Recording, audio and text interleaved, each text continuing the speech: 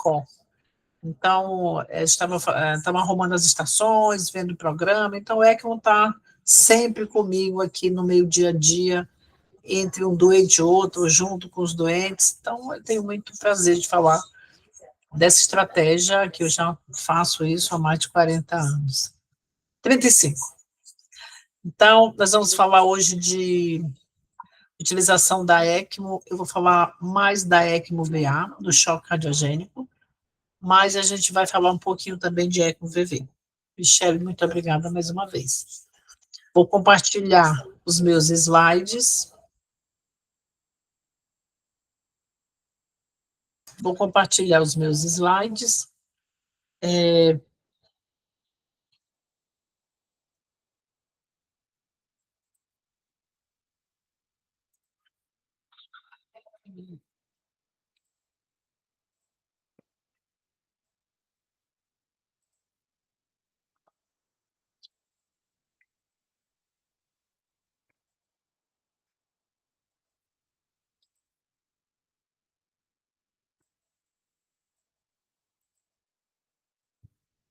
Estão vendo?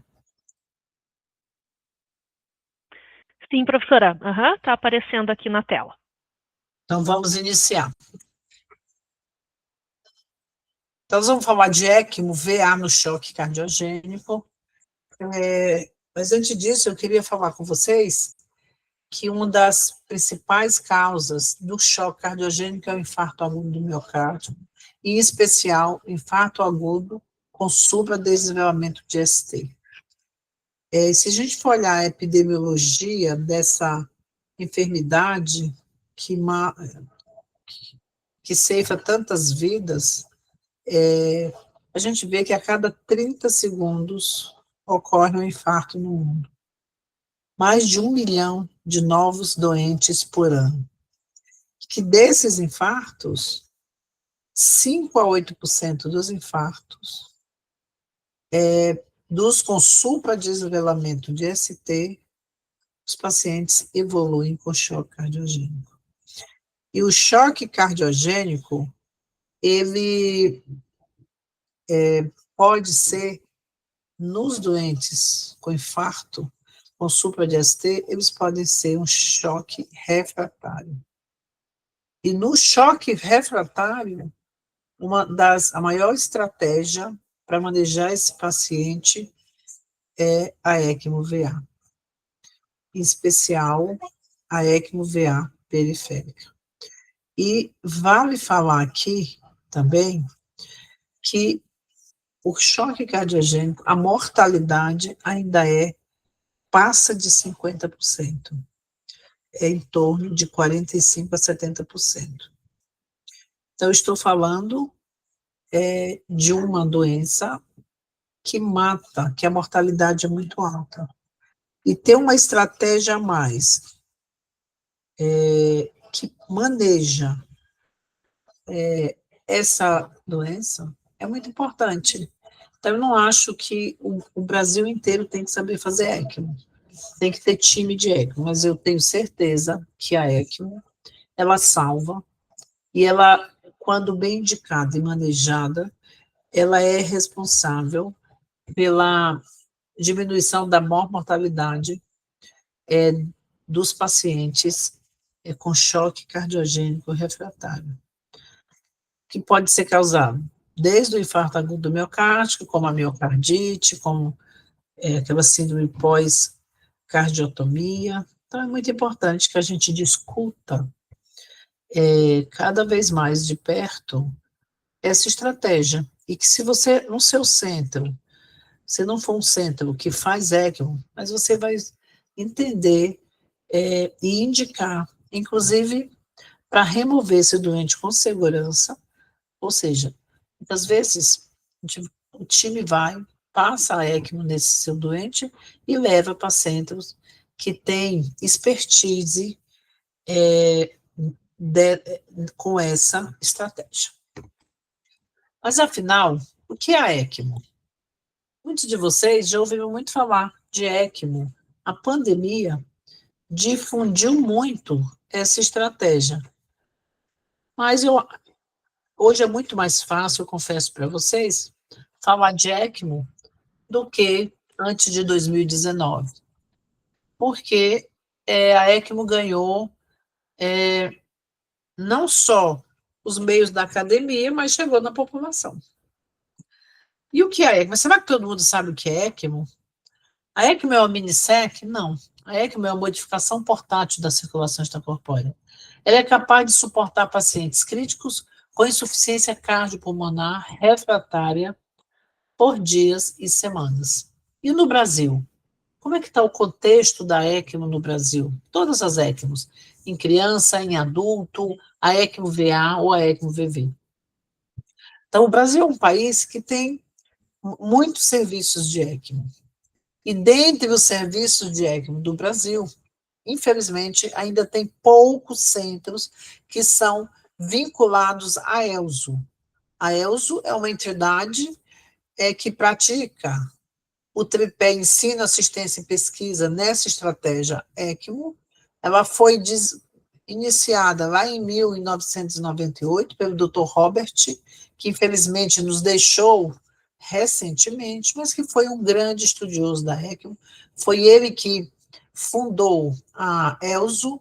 A ELSO hoje em dia está em todos os continentes, e o Brasil, no Brasil, tem 18, 20 centros que são vinculados a ELSO latino-americana, onde, além de nós que somos filiados à ELSO, as melhores práticas no manejo desse paciente, nós colocamos os nossos dados num banco de dados que é internacional, e para que a gente se compare com outros centros, para que a gente veja a expertise dos outros centros. E nós também temos muitos dados epidemiológicos de como anda essa estratégia no mundo. Nem todo centro de ECMO é obrigatório que seja filiado à ELSO, mas o selo ELSO diz muito, e é um selo que dá uma diferenciação nos centros de ECMO do mundo inteiro. Eu participo de 3 centros filiados à ELSO, que é o centro aqui do Instituto do Coração. Esse final de semana nós vamos estar tendo mais um curso de ECMO, inclusive com instrutores internacionais. Sou diretora do centro do Hospital Sírio-Libanês, e mais recentemente eu sou co-diretora do centro do Hospital Morial. E quando a gente olha para o banco de dados ELSO do mundo, eu olhei recentemente agora, esse mês, nós temos lá cadastrado quase 250 mil ECMOs, onde a sobrevida global é em torno de 54%. Quando a gente vai dividir, e esses números estão nesse grande banco de dados, de ECMO, VV, que é a pulmonar, ou VA, que é a que a gente chama de cardíaca, e a gente estratifica da população neonatal até a população adulta. A gente olha e repara e observa e constata que a ECMO VV nas crianças, nos neonatos, por aspiração de mecônio, por membranelina, a sobrevida é em torno de 72%. E a ECMO VA tem a sua melhor mortalidade nos pacientes pediátricos, a maior parte deles em pacientes que são submetidos à cirurgia cardíaca ou que estão na espera de transplante de coração ou de pulmão. E nos doentes adultos, a sobrevida é em torno de 48% de quem fica em ECMO VA no mundo, e no Brasil, na América Latina, essa sobrevida chega a 52%. Então, é uma estratégia bem interessante, a gente tem que, no mínimo, conhecer. Se não praticar, mas pelo menos conhecer. A ECMO não é só uma miniaturização da circulação extracorpórea, mas ela a sua origem vem da circulação extracorpórea. Em 1953, o Dr. John Dibon realizou a primeira cirurgia cardíaca bem-sucedida no mundo, usando uma máquina como essa, totalmente diferente das máquinas de hoje, mas foi o nosso princípio. Uma máquina coração-pulmão, e aqui, mesmo sem o Dr. Dibon saber, nem pensar, nem imaginar, já se estabelecia as bases para a ECMO. Mas só em 1972, nós tivemos a instalação do primeiro caso bem-sucedido de ECMO. Foi o Dr. Donald Hill, que colocou um paciente que tinha assim desconforto respiratório agudo, pós-traumática, e ele colocou esse doente em ECMO. Esse doente sobreviveu 72 horas em ECMO, e muito se discutiu na literatura se esse doente deveria ter sido colocado em ECMO ou se deveria se deixar a evolução natural da doença, que esse paciente falecesse secundário a esse desconforto respiratório que ele tinha. Mas foi muito importante, minha opinião, abre aspas, porque apesar do doente não ter sobrevivido tanto tempo, foi aqui que começou, marcou uma era, e foi daqui que a gente aprendeu muita coisa. Então, foi uma data, uma década muito importante para o início, que foi a implantação da ECMO nesse paciente em 1972.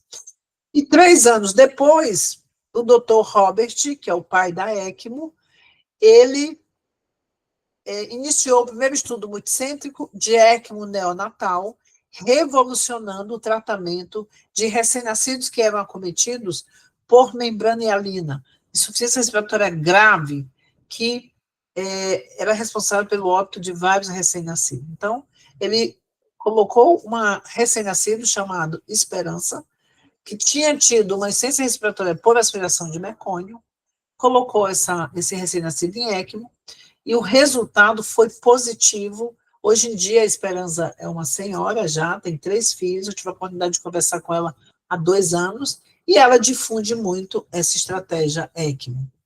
Mas, de 72 para frente, a ECMO viveu como um pêndulo. Ora, mais centro, colocando ECMOs, ora, alguns casos anedóticos de ECMO que deram certo e de ECMO que também não deram certo. Mas aí, em 2009, a grande epidemia do H1N1, onde os pacientes infectados evoluíam com grave insuficiência respiratória e parte deles tinham insuficiência respiratória refratária. Foi aí que alguns centros começaram a utilizar ECMO como suporte, enquanto esses pacientes, esses pulmões muito acometidos, eles se recuperavam e o pulmão repousava, e a ECMO garantia a oxigenação e a troca de CO2. Foi tão importante a utilização, no Brasil a gente teve alguns casos também, que a taxa de sobrevida de pacientes com H1N1 que tiveram insuficiência respiratória refratária, a ventilação protetora, estratégia de posição prona, distribuição de óxido nítrico, no trabalho publicado logo após essa epidemia, foi publicado 68 de sobrevida desses pacientes graves, acometidos dessa doença com essa virulência tão grande. Foi o Cisatraio, todos, não sei se conhecem, mas é importante que vocês olhem esses resultados. E aí se vendeu muita membrana de ECMO, novos centros de ECMO ao longo do mundo foram sendo criados, ou centros com a bandeira ELSO, ou centros mais relacionados à cirurgia cardíaca. Em 2019, final de 2019, lá em Wuhan, começaram os primeiros casos de um novo vírus infectando os pacientes, e parte desses pacientes evoluiu com insuficiência respiratória grave, hipoxêmica, com muita retenção de O2. E aí, 2020, começou-se a utilizar a ECMO como suporte em pacientes com insuficiência respiratória refratária ou pacientes que tinham insuficiência cardíaca, infarto, submetidos à cirurgia cardíaca e eram acometidos, porque o vírus circulava não só dentro das mesmas cidades dos países, mas foi intercontinental, e aí foi decretada a pandemia, e essa estratégia foi bastante utilizada. Nós, no Brasil, tivemos uma experiência muito interessante. No Sírio-Libanês, nós colocamos mais de 120 pacientes em ECMO. Nossos dados estão publicados com uma sobrevida em torno de 50%, assim como pacientes nos outros centros e no Brasil, e essa estratégia foi muito falada, difundida e utilizada. Mas, afinal, quais são os tipos de ECMO que nós temos? Então, nós temos uma ECMO chamada ECMO VV, ou veno-venosa, ela dá suporte respiratório. Então, é um dispositivo que a gente vai colocar no sistema venoso, ou seja, a cânula de drenagem numa veia e a cânula de devolução desse sangue, que vai passar por uma bomba e vai passar por uma membrana, onde ela é oxigenada e removido o CO2, volta para uma veia, então, tudo do lado venoso do coração. Não dá suporte hemodinâmico. Indicado nas hipoxemias refratárias. E a ECMO VA, que o sangue drena do lado venoso e ele é devolvido para o paciente no lado arterial. Ou seja, a ECMO VA dá suporte respiratório, mas o diferencial dela é que ela dá suporte hemodinâmico. Quando o coração tem disfunção, não consegue manter as suas funções de bombear o sangue, a ECMO entra para dar suporte total ou parcial, enquanto nós tratamos a causa da insuficiência respiratória.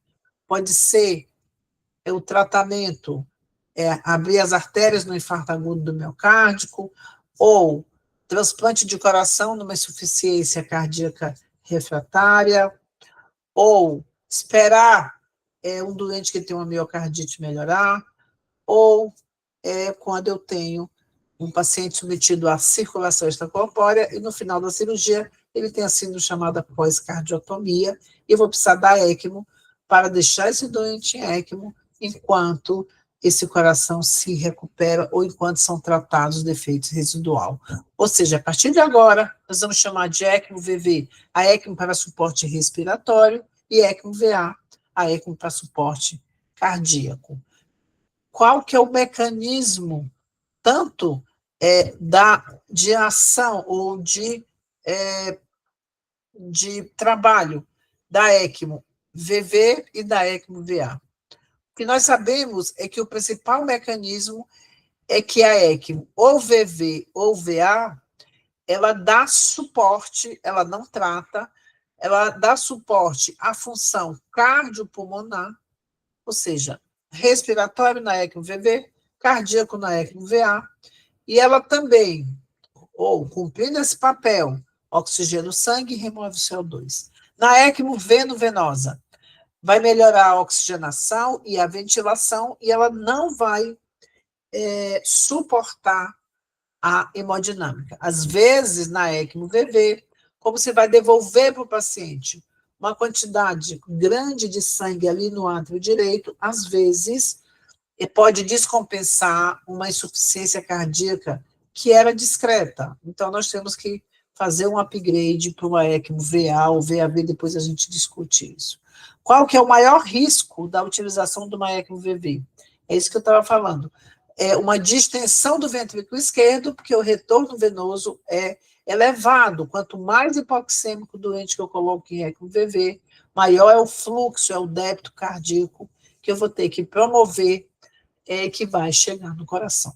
Então, atenção à distensão ventricular numa ECMO VV, sabendo que essa ECMO não dá suporte ao coração. A ECMO VA, qual é que é o seu grande objetivo? É dar suporte, é restaurar a perfusão sistêmica, mas qual o grande problema? Há um aumento importante da pós-carga do ventrículo esquerdo, porque não esqueçam que eu vou devolver para o coração um débito cardíaco de 2, 3, 4 litros, necessários para restaurar a pressão arterial, o débito cardíaco e a perfusão sistêmica.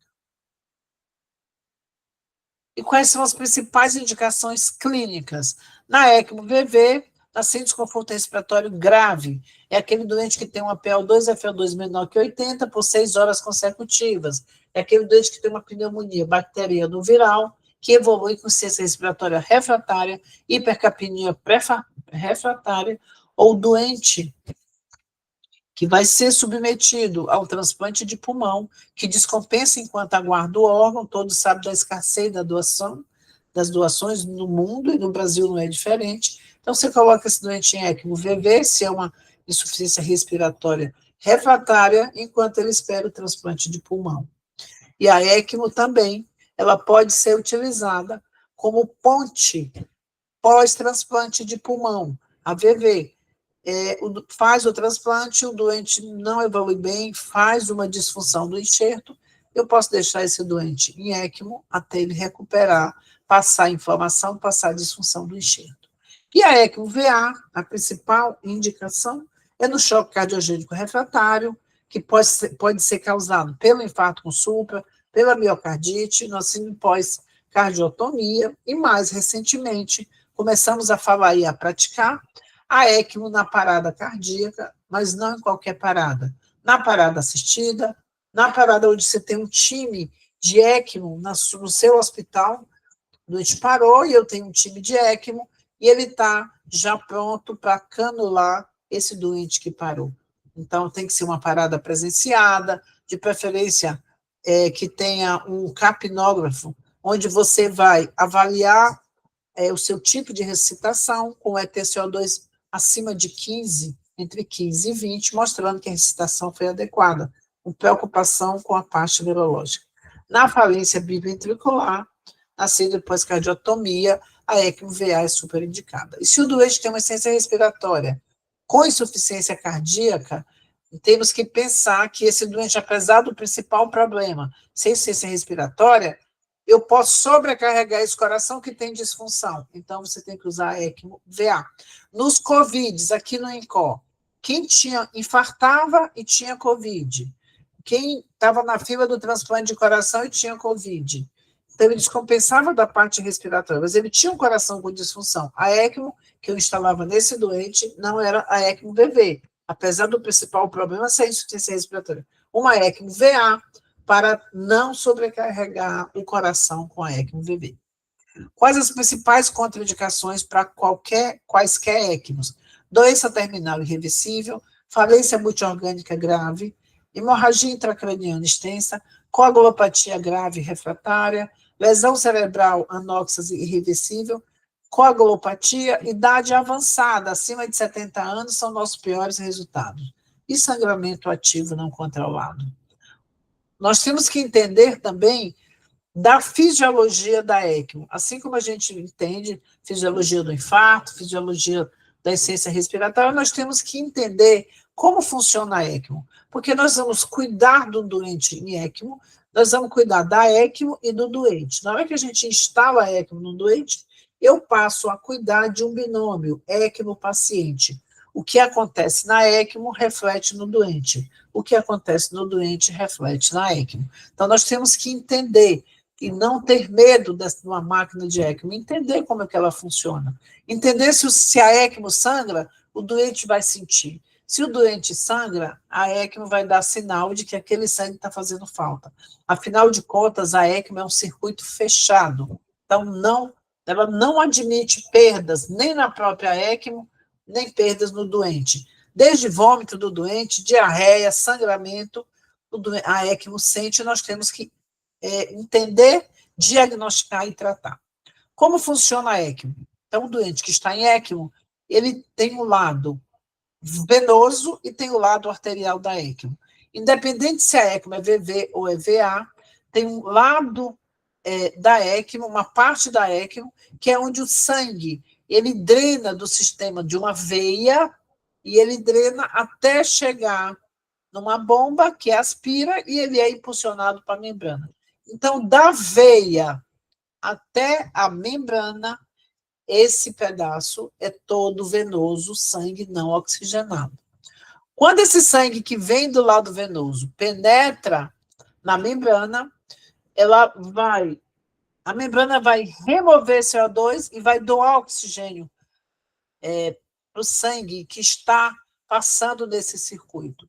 E ele vai sair, esse sangue vai drenar da membrana para o lado arterial, na ECMO-VV, vai drenar para o lado arterial, mas é no sistema venoso, é arterial porque está oxigenado. E na ECMO-VA, ele vai diretamente para o sistema arterial mesmo, o sangue oxigenado. Então, olha só. Então, o sangue desoxigenado, ele drena do doente através do catéter venoso, ele drena e aí ele é aspirado por uma bomba, chega no oxigenador, na membrana de oxigenação, aqui ele é, no oxigenador, o sangue desoxigenado, ele vai entrar em contato com uma membrana semipermeável, a membrana de polimetilpentano da ECMO. O que vai acontecer? O sangue é oxigenado e o CO2 que vem nesse sangue, ele é removido do sangue para o oxigenador. Aí o sangue agora oxigenado e removido o CO2, ele é devolvido para o paciente pelo lado arterial. Então, o sangue drena desoxigenado, é aspirado por uma bomba, essa bomba impele o sangue para frente, para a membrana. Na membrana, o sangue a membrana remove o CO2 desse sangue, a membrana doa oxigênio para esse sangue, e agora o sangue oxigenado e removido o CO2 volta para o paciente. E assim funciona, ciclo a ciclo, o método de funcionamento da ECMO-VA. Quais são os componentes da ECMO? Porque nós temos que saber, eu tenho que saber com o que eu estou lidando. Então, nós temos as cânulas, nós temos cânulas arteriais, elas vêm com essa pontinha vermelho, autointuitiva aqui, e as cânulas venosas. Elas têm diferenças? Tem. As cânulas venosas, elas vêm aqui em azul.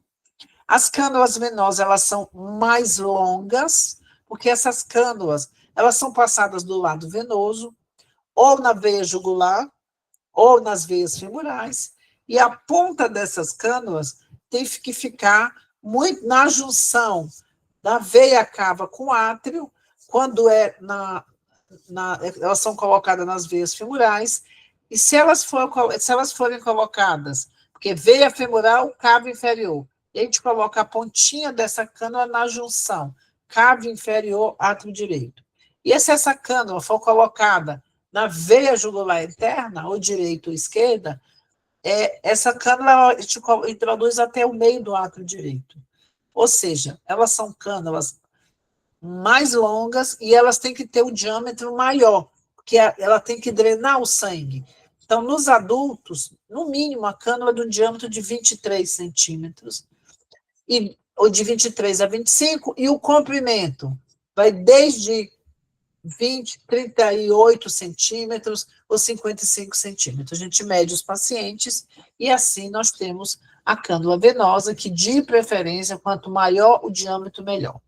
As cânulas arteriais, elas são mais curtas. Por quê? Porque essa cânula arterial eu vou utilizar na ECMO-VV, a cânula de devolução, mesmo sendo no sistema venoso, ela é uma cânula arterial. E na ECMO-VA, eu vou utilizar a cânula arterial, ela é um pouco até mais curta, porque eu vou colocar ou na artéria femoral, ou na artéria subclávia, ou na carótida das crianças. Então, essas cânulas não precisam ser muito longas. E elas também não precisam ser muito... O diâmetro é um pouco mais reduzido, porque eu tenho que colocar essa cânula arterial na ECMO-VA em uma artéria. E quando eu coloco, é claro que eu vou diminuir a luz dessa artéria. E com isso eu posso ter complicações. Por exemplo, se a ECMO é VA periférica, eu vou colocar essa cânula arterial na artéria femoral comum, eu posso obstruir a artéria femoral superficial e dar isquemia das pernas. Por isso eu tenho que fazer aquele perfusor que eu vou mostrar depois para perfundir o pé e a perna. E tem uma outra particularidade. As cânulas venosas, elas são multiperfuradas. Elas têm o furo aqui na ponta e elas têm uns 6, 7 furos de cada lado. Porque elas vão drenar o sangue e elas vão estar na veia. E se o doente está hipovolêmico, se ele estanca, vai colabar a veia.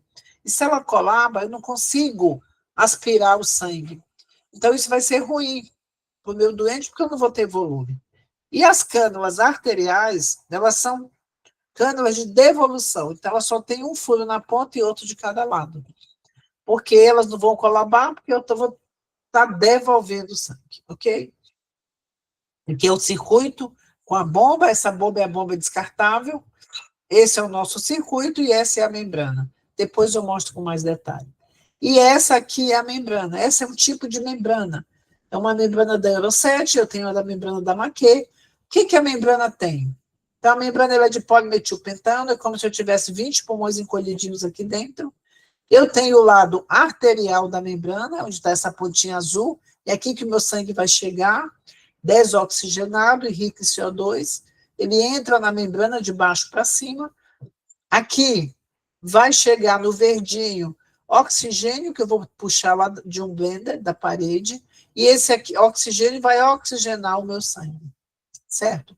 E aqui do outro lado, eu tenho o lado arterial da membrana, onde é o vermelhinho, esse sangue vai sair oxigenado e vai remover o CO2, parte do CO2, e aqui ele é devolvido já oxigenado e com reduzido o CO2. Além disso, eu tenho duas entradas nas membranas, que é para eu conectar o meu aquecedor. Então, eu tenho um aquecedor, porque esse sangue que vai ficar passando no circuito da membrana rapidamente perde calor. E para o doente não ter hipotermia, ou se é pós-parado e eu quero fazer hipotermia, eu coloco aqui uma mangueira e outra aqui, que vai ser conectada ao meu aquecedor.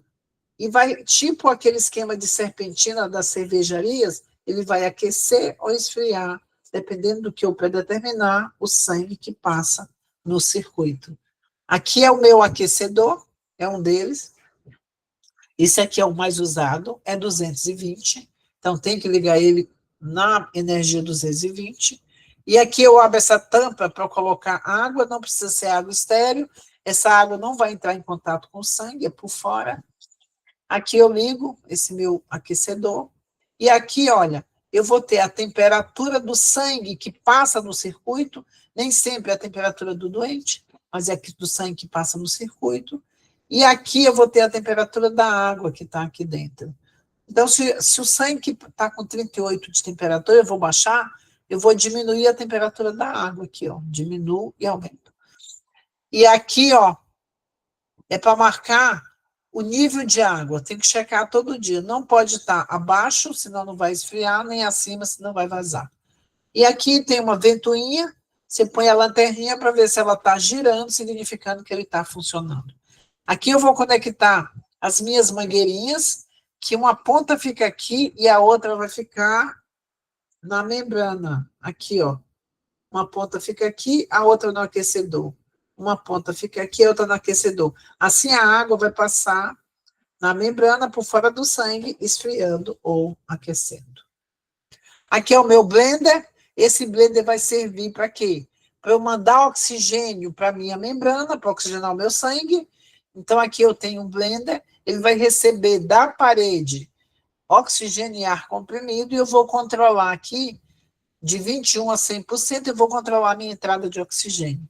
E eu tenho esse botão, vai funcionar como o botão da frequência respiratória, é o famoso SWIP, que se o meu CO2 estiver acima de 40, eu aumento de 500 em 500 ml esse fluxo aqui de oxigênio, que é como se eu estivesse aumentando a frequência respiratória. E se, por outro lado, o meu CO2 estiver abaixo de 35, eu vou baixando aqui o meu SWIP de 500 em 500 ml. Na ECMO VV, quando eu digo que eu vou fazer o meu SWIP off, para ver se os pulmões estão funcionando, se eu posso começar a tirar o doente desmamar, eu baixo a minha FO2 até 21% e eu zero o SWIP aqui. Porque não vou estar oxigenando nem removendo CO2 direto da minha membrana, é só pelo pulmão. Se passar no teste, depois eu falo para vocês, ok. Então, esse é o blender. E para resumir, aqui é o meu circuito de ECMO. Então, para que vocês entendam o que acontece em cada parte do meu circuito de ECMO, sendo ela ECMO VA ou ECMO VV. Então, para eu ter ECMO, gente, eu tenho que ter cânula venosa e cânula arterial, que eu já falei para vocês. É claro que alguém vai ter que inserir essas cânulas no sistema arterial e venoso. Eu tenho que ter bomba, essa bomba é a bomba centrífuga, ela é que vai aspirar o sangue que vem lá do paciente, do lado venoso.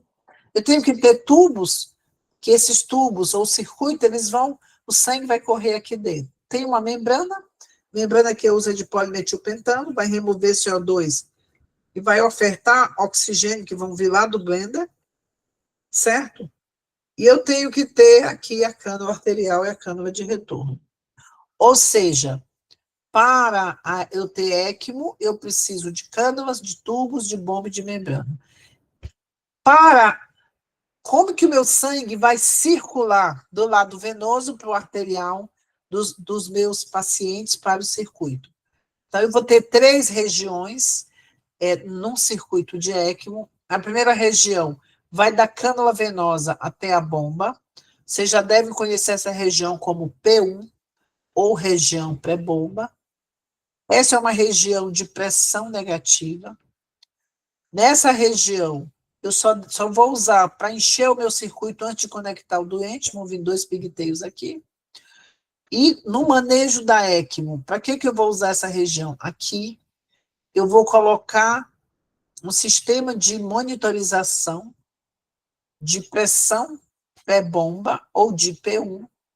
Essa é uma pressão negativa. E ela normalmente, os valores normais dela é de menos 35 a menos 45 milímetros de mercúrio.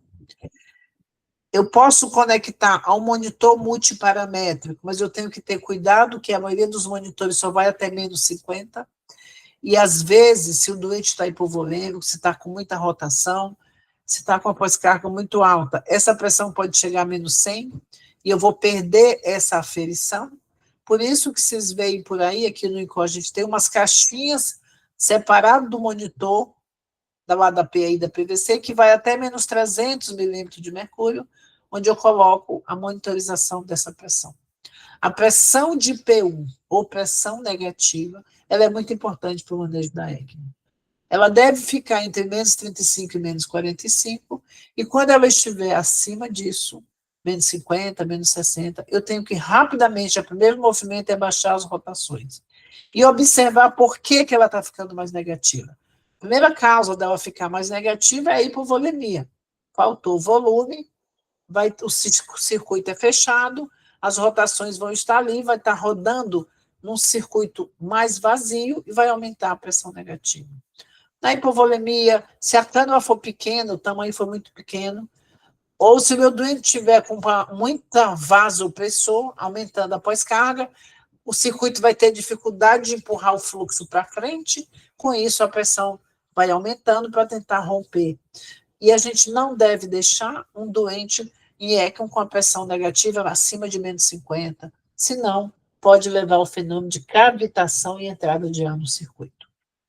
Uma outra região, então, aqui nessa região, eu só vou medir a pressão. Eu não devo fazer volume, manipular, fazer nada, porque como é negativa, se eu conectar um ringer lactato aqui no equipe, nesse circuito, se eu abrir esse ringer, ele vai ser aspirado rapidamente, eu posso ter entrada maciça de ar, que é uma emergência em ECMO. A segunda região é entre a bomba e a membrana. Essa região é chamada região pré-membrana, ou safety zona, ou zona de segurança. Por quê? Porque essa região é uma região de pressão positiva. Se a pressão é positiva, se eu conectar um ringer lactato a um equipe e conectar aqui a um pigtail, uma torneirinha, quando eu abrir esse ringer, ele não consegue descer para o circuito, mas o sangue do circuito sobe para o ringer. Ou seja, é mais difícil entrar aqui. E se entrar um pouco de ar, não for muito, a membrana segura um pouco do ar. Então, eu não devo manejar o meu circuito, mas se eu precisar numa urgência, onde que eu vou manejar? Onde que eu vou fazer volume? Onde que eu vou fazer droga? Nessa região que é chamada de região de segurança.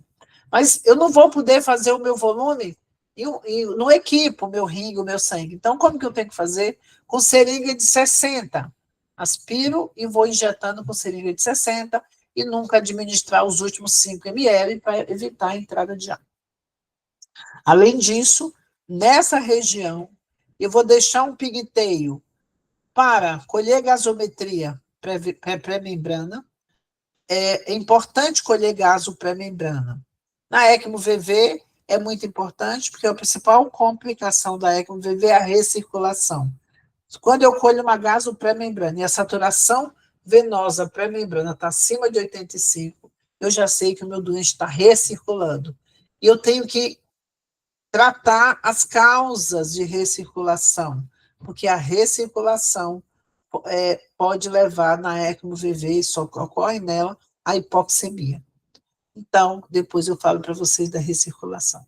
Então, aqui eu vou ter um pigtail, uma extensão, para colher gasos, um outro pigtail para medir a pressão pré-membrana, que ela é sempre positiva e é sempre maior que a pós-membrana. E aqui é o que eu vou administrar a heparina para anticoagular o meu circuito, mais do que o meu doente. É na região pré-membrana. Aqui também a gente customiza no meu serviço, não vem assim de fábrica. A gente corta aqui e coloca 2 pigtails a mais. Se eu precisar dialisar o meu doente, eu vou colocar tanto a via de drenagem do sangue, como a via de devolução, nessa região que é de segurança e que vai proteger, se entrar um pouco de ar, um trombo, a membrana segura. E aí eu tenho uma terceira região que é chamada pós-membrana, que é entre o meu oxigenador e a cânula arterial de retorno.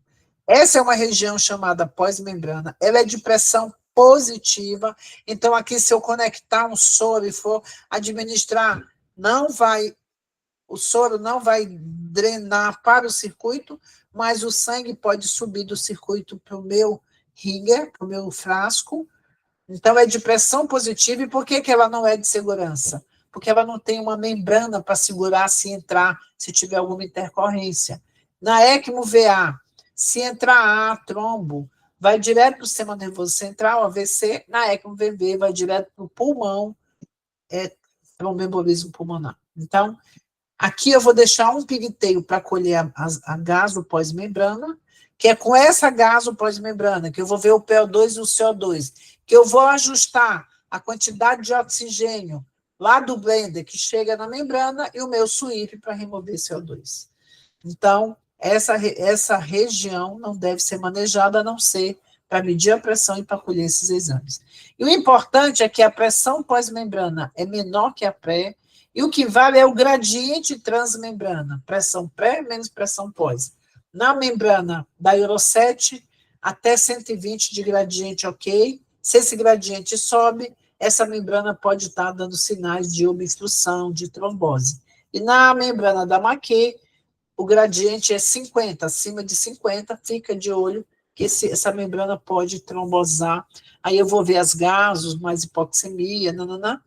Aí eu tenho que tomar uma providência, ou desmamar o doente, ou trocar a membrana. Então, essas são as regiões da ECMO, e esse é o meu circuito, e eu não devo acessar. Na urgência, se eu tiver que acessar o meu circuito, eu vou acertar na região, na safety zone, ou região pré-membrana. Quais são os critérios de elegibilidade para a canulação de um doente que tem uma insuficiência respiratória refratária ou uma insuficiência cardíaca refratária? Que ele tem uma causa reversível, uma miocardite, um infarto tratável, com hipoperfusão evidente. É um lactato que sobe, é um débito urinário que cai. E aí tem alguns scores que eu posso submeter esse doente antes de canular. Um deles é o SAVE Score, que é um score que vai predizer a chance de mortalidade desse doente que vai ser colocado em ECMO. E na ECMO-VV tem o RESP Score, que é também um score bastante utilizado, também de mortalidade nos doentes que vão ser submetidos a ECMO-VV. As contraindicações, já falei para os senhores,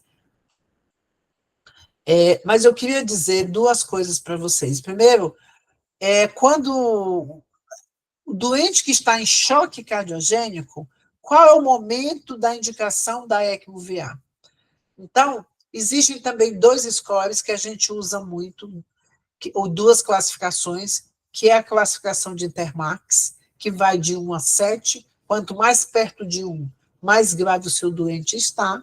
Então, o doente que tem o Intermax 1, ou seja, aquele choque cardiogênico refratário, com balão, com mais de 2 inotrópicos, mais de 2 vasopressores, esse doente tem indicação de uma estratégia a mais, e a melhor estratégia, a mais rápida, a mais fácil de ser passada é a ECMO-VA periférica. Mais recentemente, uma nova classificação feita com parâmetros que eu tiro ali da beira-leito do paciente, feita por hemodinamicistas, mas que vem sendo muito utilizada, é a classificação de SCAI, que ela, mais ou menos, eu posso compará-la com a classificação de Intermax. Ela vai do A, que é aquele doente que está em risco de evoluir para o choque, no caso o choque cardiogênico, ao E, que é aquele paciente que está em choque refratário, é o Intermax 1. A partir do SCAI D, o paciente já tem evidência clínica de choque que piora, não melhora com as estratégias, aqui eu já tenho que pensar, já tem que estar com o balão intraóptico e pensar na ECMO. E o doente no Intermax 2 é o balão, mas já pensando no Intermax 1, que é a ECMO. Então, doente que está em Intermax 1, SCAI e doente em choque cardiogênico refratário, esse doente tem indicação de ECMO-VA. Mas eu queria também que vocês lembrassem sempre que existe uma discussão muito grande em qual é o time ideal para colocar um doente em ECMO. Eu não posso colocar muito cedo, porque essa estratégia também não é desprovida de complicações. Quando eu coloco um doente em ECMO, a ECMO não trata, ela dá suporte, eu já tenho que pensar no passo seguinte. Mas também não posso colocar tarde demais, porque aí eu só vou fazer futilidade, eu não vou beneficiar o meu doente. Então, o ponto está em saber, em achar preditores do momento certo de instalar a ECMO. Por exemplo, utilizar a classificação de SCAI e Intermax. Por exemplo, submeter esses doentes, se for insuficiência respiratória refratária, ao RESP-score, se for insuficiência cardíaca, ao SAVE-score. E também levar em considerações alguns marcadores, dentre eles o lactato é um grande aliado, assim como a quantidade de droga, o VIS-score. O VIS-score, nós mandamos um trabalho recentemente para o Congresso de Milão, mostrando que o VIS-score, ou seja, o score inotrópico, acima de 85, está correlacionado a uma mortalidade muito alta quando você coloca esse doente em ECMO. Estamos atrás da melhor métrica. Enquanto isso, esse trabalho eu achei muito interessante, eu uso no meu dia a dia. É que ele comparou a instalação da ECMO com o pulo de uma pessoa que vai pular de paraquedas. Olha que interessante. Você não pode instalar ECMO muito cedo, num doente que está em choque cardiogênico, por exemplo, SCAI-C, que o lactato ainda está abaixo de 4 milimol, que vai dar mais ou menos 30 de lactato, está com menos de 2 vasopressores, porque você pode ter complicações desnecessárias. Se você fizer o paradoxo com o paraquedas, se você abrir o paraquedas na hora que pula, ele vai abrir muito cedo e você pode não ter um pouso muito adequado, você pode até morrer. Porque na hora que é para você abrir o paraquedas antes da hora, não abra o paraquedas antes. Mas também você não pode indicar uma ECMO muito tarde. A parada acima de 1 hora, o lactato que está acima de 180, acima de 18 milimol, onde o doente que já tem insuficiência hepática, que já tem alterações de órgãos-alvos, aquele doente que tem acima de 70 anos, você sempre tem que discutir bem, é aquele paraquedas que você acha vai abrir quando já está tocando, chegando perto do solo. Não adianta. A queda está iminente e você pode falecer, senão você pode ficar muito estragado. E qual é o momento certo de abrir um paraquedas? Todo instrutor diz, na altitude, tanto, você puxa o seu instrutor paraquedas que o seu voo vai ser tranquilo. É o doente que está no Sky D ou E, Intermax 2 para 1, e o lactato está subindo, que o vasopressor está no segundo vasopressor, e se o doente tem parada assistida, pensar na primeira adrenalina, instalar em até 40 minutos, tem que estar com essa ECMO instalada. É o momento certo do paraquedas, é o momento certo da ECMO, não esqueça. Não se deve atrasar a indicação da assistência circulatória. Se eu tenho um doente em choque cardiogênico, pressão arterial sistólica menor que 90, frequência cardíaca maior que 100, lactato que sobe, capilar alta se eu estiver monitorizando o capilar. Um paciente que te mostra pela janela da consciência, obnubilado, agitado, que te mostra pela janela da pele, pele pegajosa, mosqueada, e te mostra através da janela do rim, oligúria, esse doente está em choque. E aí eu vou, a primeira coisa, fazer o eco para confirmar, raio-x, colher gases, monitorizar o débito cardíaco, minimamente invasivo, ou com contorno de pulso, ou com eco, ou com Swan-Ganz, melhorar o DO2, acessar fluido, vasopressor, ver se ele é responsivo, tentar ir achando a etiologia desse choque. Evoluiu no Intermax, evoluiu no Sky, é refratário? Heart-Team, vamos discutir qual a melhor estratégia. Pode ser o balão? Pode, lá no Intermax 2. O balão só aumenta em até 1 litro o débito cardíaco. Mas se o doente está no Intermax 1, já com o balão, você tem que pensar em quê? Na ECMO-VA. Pode estar no periférico, no pronto-socorro, na UTI, no centro cirúrgico, na rua. Aumenta o débito cardíaco em até 4, 5 litros. É fácil de instalar, pode ser percutâneo. Mas qual a melhor avaliação para tomada de decisão? Tem que ser rápido, não dá para ficar esperando. Então, como eu falei para vocês, é o choque, e aí um save score maior que menos ou igual a menos 5 é um score favorável para o implante de ECMO. Tem alguns indicadores do time ideal, que eu já falei para vocês. E um grande aliado nosso é o lactato, apesar de ser um marcador tardio, mas principalmente o VIS-score, a saturação venosa menor que 60, e quanto mais rápido, melhor, mas não pode ser cedo demais. O tempo é tudo. Esse é só mostrar rapidamente o save score, são os diagnósticos, idade, se tem disfunção renal, respiratória, mas o importante é, uma vez indicado, você entender que você tem que trazer o seu time com todas as suas ferramentas para instalar a ECMO. E aqui, quis mostrar para vocês a canulação step by step. Tudo preparado de forma estéril. A gente já pega o ultrassom e acha o vaso arterial e o venoso. A punção é sempre guiada pelo ultrassom, preferencialmente.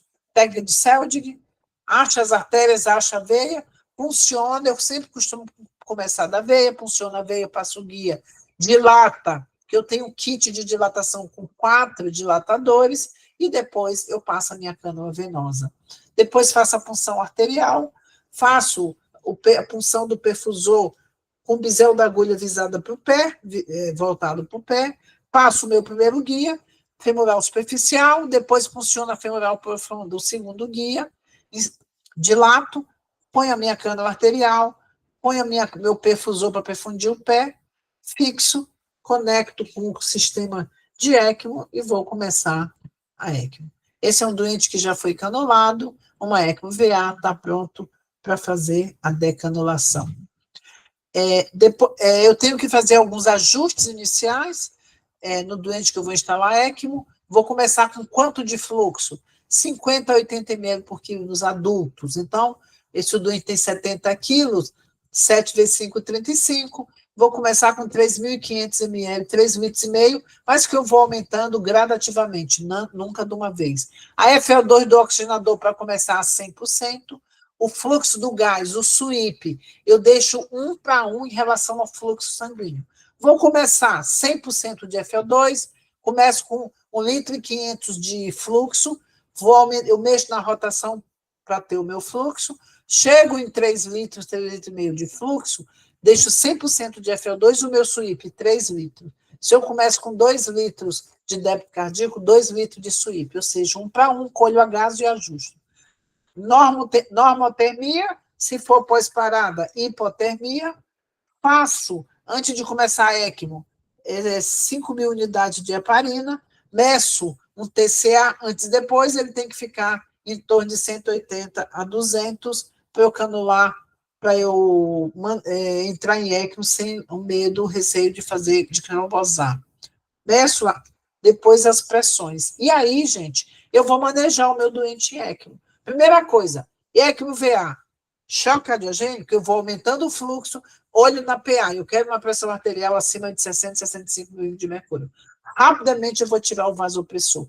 ECMO VA é inimigo de vasopressor, porque o vasopressor aumenta após carga, a ECMO VA aumenta após carga. Então, a ECMO VA eu tenho que, de todo custo, tentar desmamar. E se não der para tirar, ir desmamando o vasopressor. Na ECMO VV eu posso ter um pouco mais de liberalidade para deixar um pouco mais o vasopressor. Mas, de qualquer forma, idealmente, é tirar os vasopressores do doente que está em ECMO. Mas o meu doente está em ECMO e eu vou manejar esse doente. A ECMO VA, o objetivo é aumentar o débito, melhorar a perfusão, deixar uma pressão pelo menos acima de 65 milímetros de mercúrio. A ECMO VV, o meu objetivo é aumentar a saturação. A minha saturação arterial pelo oxímetro acima de 85% na ECMO VV. Se está acima de 85%, pode tomar um café. Tá tudo bem. Meu pulmão é doente. Então, eu vou hipoventilar o meu doente. Eu vou hipoventilar, não. Eu vou ventilar com uma estratégia ultraprotetora. Volume corrente de 2 a 4 ml por quilo. Frequência respiratória 8 a 10. O PIP suficiente para abrir os alvéolos e manter aberto. Eu vou recrutar. Deixar o pulmão descansando. Enquanto isso, o que lesa o pulmão é o quê? FO2 alta no pulmão, eu vou baixando a FO2 do meu ventilador. Frequência respiratória alta, porque o encolhimento e estiramento das fibras destrói o fibroblasto, da fibrose. Pico de pressão o mais baixo possível para lesar uma drive menor que 15. Na ECMO VA, o grande problema não é o pulmão, na maioria das vezes é o coração. Estratégia protetora, volume corrente de 4 a 6 ml por quilo. Baixo a frequência respiratória para 10. Deixo um PIP entre 8 e 10. E deixo ao menor pico de pressão para manter 4 a 6 ml por quilo de volume. Ok? Mas aí eu preciso manejar diariamente o que está acontecendo no circuito e no doente. Para isso, eu faço o meu checklist no circuito. Desde a cânula venosa, olhando todo o circuito, tem vazamento, não tem, está sangrando, até a cânula arterial. Uma vez que eu identifico algum problema no meu circuito, eu tenho que rapidamente resolver. Quais os principais problemas do circuito? Alteração do fluxo. Meu doente está em ECMO, de repente, eu estou com 3 litros de fluxo, o fluxo cai, a pressão cai na ECMO VA, o fluxo cai, a saturação cai na ECMO VV. Por que o fluxo cai? Primeira coisa, pressão negativa subiu para menos 50, menos 60. Opa, pode ser hipovolemia. Meu doente sangrou, o meu doente vomitou mais, teve diarreia, o meu doente urinou muito, eu fiz um Lasix. Então, diminuo 200, 300 na rotação e faço uma prova de volume. Uso o eco, vou ver como é que está o meu VTI, a minha cava. Checar a posição das cânulas, especial na ECMO VV, a cânula arterial e venosa estão no sistema venoso, elas têm que ter uma distância acima de 10 centímetros. Às vezes migra a cânula, eu tenho que reposicionar. E temos que pensar também que esse doente pode ter um pneumotórax, um tamponamento cardíaco, então o eco vai me fazer o diagnóstico. Isso vai fazer com que o meu átrio fique pequeno, fique pressionado, e o meu doente, isso faz com que diminua o fluxo. Às vezes o doente acordou, se movimentou, dobrou a perna, e aí o fluxo diminuiu também. Então, diminui o fluxo, verifique a volemia, a posição das cânulas, se tem pneumotórax ou tamponamento. Resolva rapidamente, e aí volta tudo ao normal. Mas o meu doente pode estar embolizando, eu estou precisando dar muita rotação. 3.000 rotações, 4.000 rotações para ter um fluxo de 2 litros. Então, só que se eu tiver muita rotação, eu vou ter hemólise. Como que eu vou fazer o diagnóstico? Por isso que eu tenho que medir DHL todo dia, uma DHL que sobe, DHL acima de 1.000 unidades por litro. O plasma ali, às vezes, decanta, fica meio róseo. O que eu vou fazer? A minha bilirrubina indireta sobe, a minha hemoglobina livre sobe. Por isso que eu tenho que monitorizar. Primeira coisa, reduz 10% da velocidade da bomba, veja se é posição de cânula, ou veja se não tem, às vezes tem que trocar o circuito. Ou eu estou tendo vários coágulos no circuito. ou no meu checklist, ou o gradiente de pressão do oxigenador maqueta 50, acima de 50. Puxa vida, deve ter muito coágulo, e se eu não fizer nada, essa membrana vai parar de funcionar. Então, eu vou ter que otimizar minha anticoagulação, ajustar o meu TCA e considerar, se os coágulos são muito, aumentando a anticoagulação não melhora, trocar o circuito. Uma vez que eu resolvo o meu problema, é fluxo, é hemólise ou é coágulo, o que eu faço? Normalizo aqueles parâmetros que eu diminuí e a cada 2 horas eu vou monitorizando de novo. Todos os dias eu tenho que colher, quando eu instalo a ECMO, gasometria do doente, pós-membrana, pré-membrana a cada 6 horas. Depois de 24 horas estabilizou, pelo menos uma vez ao dia eu colho as 3 gasos e depois eu vou sob demanda, dependendo das mudanças que eu fizer, eu vou colhendo mais ou menos gasometria. Todo dia hemograma, a plaqueta tem que ficar acima de 50 mil. Abaixo de 50 mil eu tenho que dar plaqueta para esse doente. Bilirrubina indireta, DHL para ver imóveis. Vou ajustar a minha anticoagulação. Na ECMO-VA, eu tenho uma preocupação de, nas primeiras 6, 12 horas, começar a heparina. Na ECMO-VV, eu posso esperar um pouco mais antes de começar a heparina. 24 horas, um pouco mais, que trombosa menos. Lactato, eu tenho que colher todo dia, pelo menos 2, 3 vezes por dia. Ureia, creatinina, TGO, TGP. Preocupar com infecção. Na ECMO tem muita oportunidade para biofilme, fazer culturas. Raio-X todo dia, ver a posição das cânulas, ver se tem derrame, se tem pneumotórax. E o eco hoje em dia é um instrumento de bolso do intensivista, do anestesiologista, então ele vai fazendo várias vezes ao dia. Nas primeiras 6 horas, quando eu coloco o doente em ECMO, eu vou confirmar com o raio-X a altura das cânulas, ajustar as rotações. Na ECMO-VA, manter pressão arterial acima de 65, 60. Na ECMO-VV, manter saturação acima de 85. A temperatura, se for pós-parada, baixar a temperatura. Hipotermia controlada, induzida. Colher os gasos. Em 12 horas, eu vou ajustar a pressão arterial, os marcadores de perfusão, tentar ir tirando o vasopressor, ver se tem sangramento. Já entro numa zona mais tranquila. 24 horas já entra em voo de cruzeiro. E eu vou anticoagular meu doente como? Com heparina. Qual heparina? Convencional. Como que eu vou monitorizar a minha anticoagulação? Então, inicialmente com o tempo de coagulação ativado, que o resultado é muito rápido. No primeiro dia, eu colho a cada 6 horas, mas a partir do segundo dia, eu pasto uma vez ao dia. Então, o TCE eu deixo de 180 a 220 segundos, e o TTPA de 60 a 90 segundos. Eu colho a cada 6 horas até ajustar o TTPA. E mais recentemente, no nosso serviço, em alguns serviços outros que agora já tem no Brasil, o anti-10A para a heparina convencional, que tem que ficar de 0,3 a 0,5. Não é o anti-10A que eu uso para ver heparina de baixo peso. Heparina convencional. A forma, o exame é outro e o range que eu quero atingir é 0,3 a 0,5. Eu tenho que monitorizar também todo dia o hemograma para ver hemoglobina e plaquetas, o fibrinogênio, quando a ECMO consome fibrinogênio. À medida que os dias passam, esse consumo vai ser maior. Eu tenho que ficar de olho nesse consumo de fibrinogênio. Quando que eu vou tratar a hipofibrinogênemia em ECMO? Quando o fibrinogênio está abaixo de 80, e mesmo que o doente não sangre. E quando eu vou dar fibrinogênio em ECMO, eu só vou tratar se o doente estiver sangrando, abaixo de 200.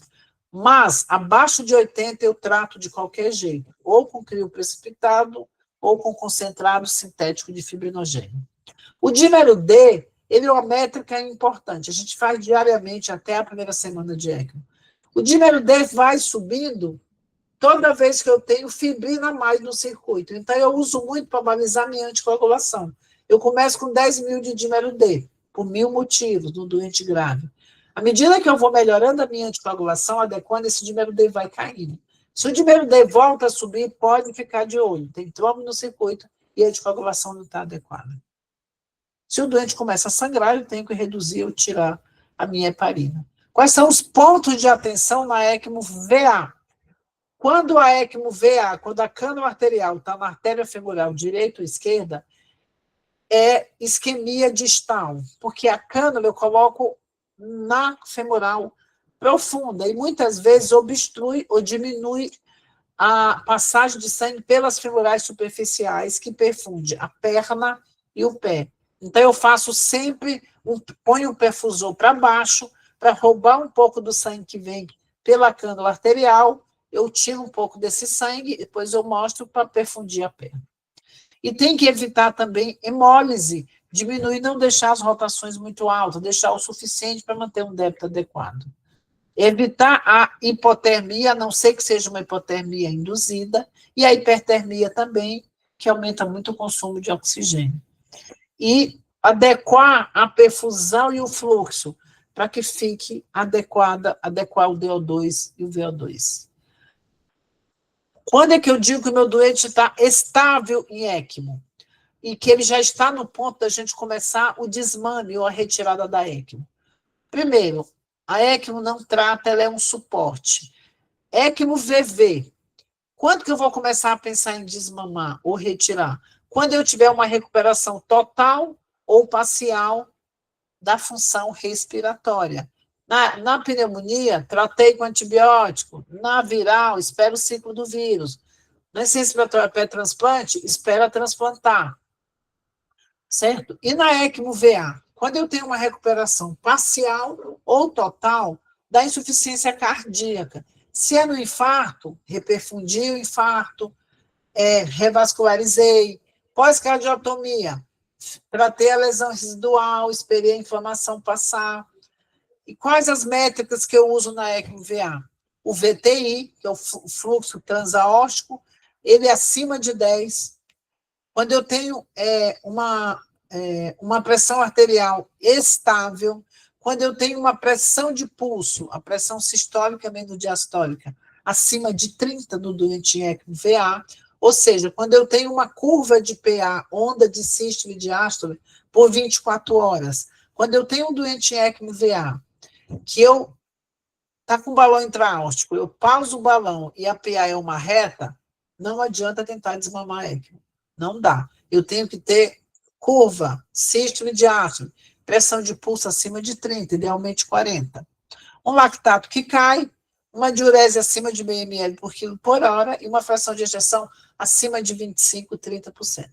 Para tirar um doente em ECMO, o que eu preciso? Pressão de pulso acima de 30, VTI acima de 10, S' da parede lateral da mitral, vista pelo eco, acima de 6, fração de ejeção entre 25% e 30%.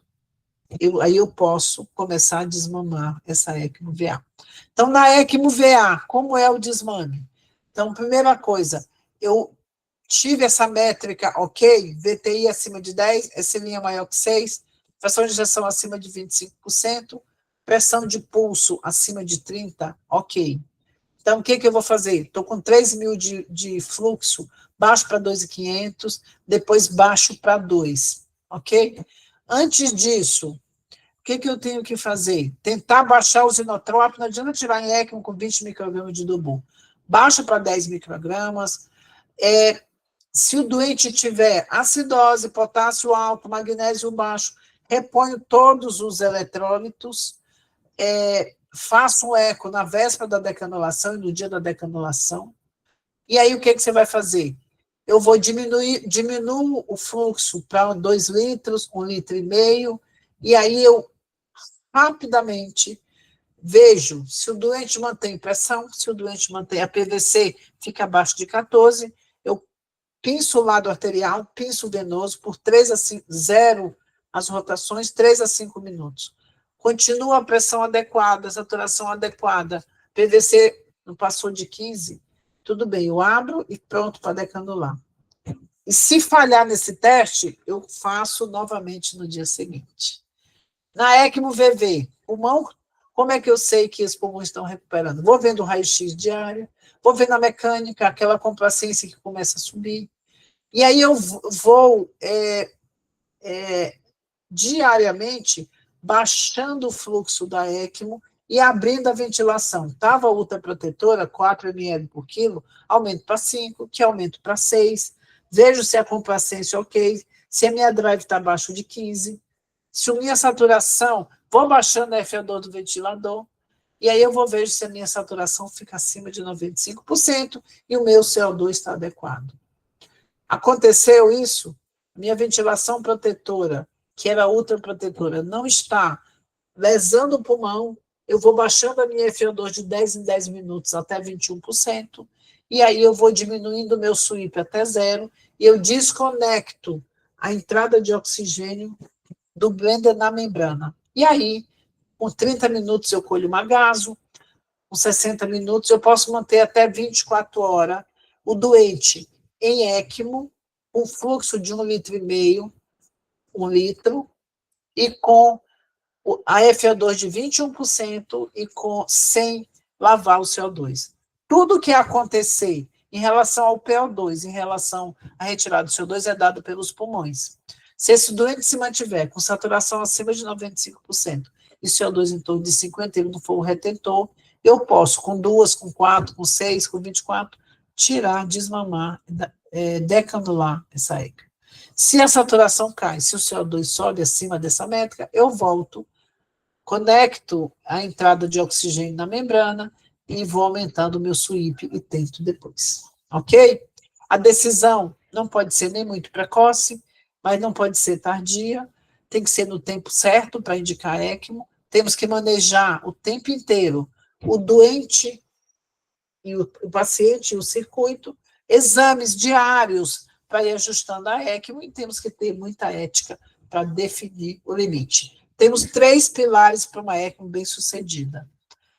A seleção do doente, nem todo doente que tem indicação de ECMO é candidato a ECMO. Usar os scores, usar os scores para estratificar, usar o VIS-score. Uma vez indicado, a canulação tem que ser perfeita. Aproveitando aqui, na ECMO VA, eu vou... Então, essa é uma ECMO VA. Cânula de devolução... Não, essa é VV, o pior é isso. ECMO VV. Cânula de drenagem, veia femoral. Sangue drena, chega a bomba, aspira, impulsiona para a membrana, oxigena, remove CO2 e é devolvido aqui na veia jugular interna direita, mas vejam que a cânula é arterial. Vejam que da cânula venosa até a bomba, eu tenho a P1, que é a região pré-bomba, que é de pressão negativa. Entre a bomba e a membrana, eu tenho o P2, que eu não falei para vocês, que é a safety zone, que é a região de pressão positiva. E entre a membrana e a cânula arterial, eu tenho a região pré-bomba, é a famosa região P3, que é de pressão positiva, mas não é de segurança, porque não tem nada aqui, não tem nada para segurar se entrar trombo. Na ECMO VA, a cânula de drenagem pode ser veia femoral direita ou esquerda, ou veia jugular. E a cânula de devolução, a cânula arterial, ou é artéria femoral direita ou esquerda, pode ser artéria subclávia e nas crianças a carótida. Quando for a cânula arterial na ECMO VA, quando ela for aqui na artéria femoral, eu passo a cânula na femoral comum, que é a cânula que vai ser usada para devolver todo o sangue que vem para o doente, e aqui eu faço uma punção abaixo do ligamento inguinal para baixo, coloco o intradutor e conecto na cânula arterial, tem uma saidinha lateral. Nessa saída lateral eu conecto um perfusor para tirar um pouco desse sangue, mandar para o perfusor, depois eu mostro e vai oxigenar e perfundir a perna.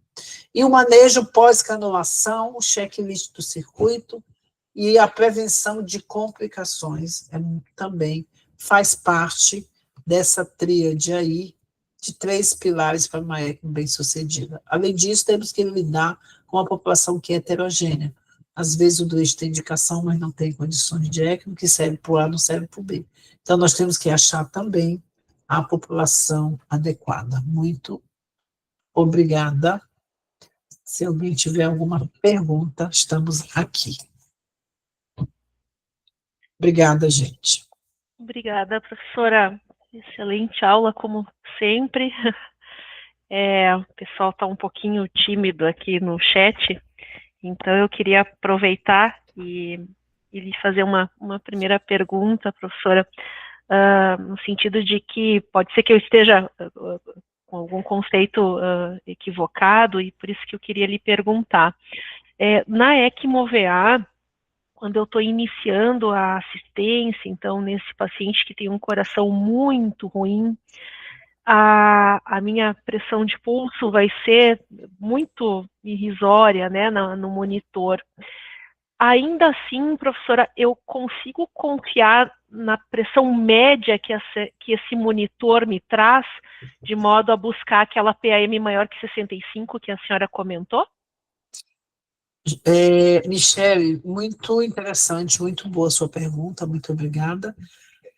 O ideal é uma pressão acima de 65, 60, mas a gente sabe que se eu tenho uma sistólica muito próxima da diastólica, no doente que está chocadão, essa pressão diz, o que a gente quer o mais rápido possível é tentar melhorar essa pressão de pulso. Quando chega em 10, na subvasão eu já fico super feliz.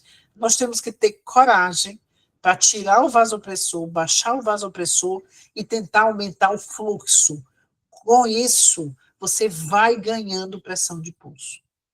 Não é imediato, mas as primeiras horas eu fico em cima, você tem que ficar em cima para conseguir isso. No começo, todo mundo tem receio de desmamar vasopressor, tá? Hipótese, mas você está com 3 litros ali assegurados pela ECMO, com 2,5 litros. Isso já te dá uma tranquilidade de perfusão cerebral e para você baixar o seu vasopressor. E ainda mais, assim que possível, começar um pouco a vasodilatar. Não é rápido, eu tinha muito receio, demorei muito a aceitar, eu entendia, mas não queria aceitar, mas o nosso olhar não pode também ser só pressão. Você passa o eco, vê que o coração está parado, a válvula aórtica não está abrindo, se não está abrindo a válvula aórtica, o coronário não está perfundindo, eu não estou fazendo muita coisa. Então, à medida que você baixa o seu vasopressor, melhora, vai aumentando 200 a rotação, 300 na rotação, você vai conseguindo aumentar o seu fluxo, com isso, a consequência seguinte vai ser um alargamento da pressão de pulso. Perfeito, professora. E uma última pergunta em relação ao uso da diálise, né, da interposição, então, de um sistema de diálise no circuito, quando esse paciente eu estou precisando começar a perder, a ultrafiltrar, né, a perder, pode ser que eu precise aumentar o fluxo no circuito para que evite, como a senhora comentou, né, colabamento de cânula e perda, enfim, de assistência, quando eu tenho essa tentativa de ultrafiltrar esse paciente com o sistema da diálise interposto ali no circuito? Outra pergunta interessante. Cada vez mais, doente em ECMO, a gente está usando a ECMO no circuito e não no paciente. Às vezes, o que eu tenho, eu vou falar agora assim, como especialista, o que eu tenho feito é assim, a ECMO é um sistema fechado. Quando eu vou dialisar, eu vou puxar ali 100 ml por minuto, 50, depende da velocidade. Eu sempre começo mais lento, sem perda, e eu já aumento ali uns 200 ml, 300 ml. Aumento, é claro, vai depender da pós-carga, mas aumento as rotações para tentar aumentar uns 200, 300 ml no meu fluxo, para que eu não tenha essa oscilação de pressão. Isso não está muito escrito, mas depois de tantas ECMO, de tanto fazer, eu já tenho feito isso, fazer uma profilaxia daquela instabilidade no início. Eu acho que vale a pena. É claro, às vezes já está no limite, é uma ECMO periférica VA, você sabe que à medida que se aumenta o fluxo na ECMO periférica, você vai devolver para o doente 3 litros que vão chegar ali, artéria femoral, a aorta descendente, a aorta ascendente para ser ejetado. Essa nuvem de pressão, nuvem que carregam esse fluxo, vão sobrecarregar o seu coração que já está com disfunção. E aí o doente, às vezes, começa a ter edema agudo de pulmão, e aí você diz, puxa, eu coloquei uma estratégia para facilitar o meu coração. Eu estou piorando. Então, às vezes, ao invés de eu não tenho muita margem para aumentar o meu fluxo, aí cai o meu vasopressor. Na ECMO VA, o que eu faço? Vou falar o que eu faço. Entrei em ECMO VA, aumento sem pena as minhas rotações para aumentar o meu débito, 3 litros, 6 litros e meio, tiro da urgência. 15 minutos, colho uma gaso. O lactato começou a clarear, sobe e depois clareia. Mas consegui arrumar a acidose, já comecei a baixar minhas drogas, ok. Estabilizei, 6 horas, 4 horas, eu vou correndo, não deixando o meu fluxo ficar acima de 3 litros. Quem vê a fisiologia dessas curvas de pressão e de volume no músculo cardíaco, que se vê é o seguinte, a ECMO VA periférica acima de 3 litros, aumenta muito a sobrecarga do coração.